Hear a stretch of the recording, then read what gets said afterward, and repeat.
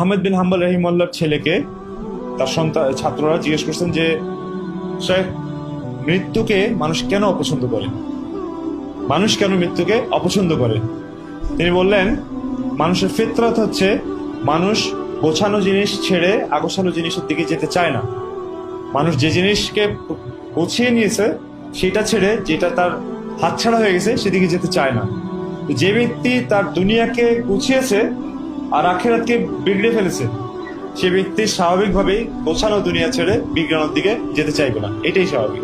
এই জন্য যে লোক জীবনকে বিগড়িয়ে ফেলেছে সেই লোক আখিরাতের দিকে মউত তার জন্য একটা দুঃসংবাদ। আর যেই লোক আখিরাতকে গুছিয়েছে, চাই তার দুনিয়া কিছুটা ক্ষতিগ্রস্ত হয়েছে, কিন্তু আখিরাতকে যে গুছিয়েছে তার জন্য মউত হচ্ছে গিয়ে একটা সুসংবাদ। কারণ এই মউতের পরেই তো সে পুরস্কার পাবে, এবং এই মউতের পরেই তো সে আল্লাহ তাআলার সাথে সাক্ষাৎ হবে, যার জন্য সে ইবাদতটা করেছে। তো এই জন্য মউত তার জন্য একটা সুসংবাদ।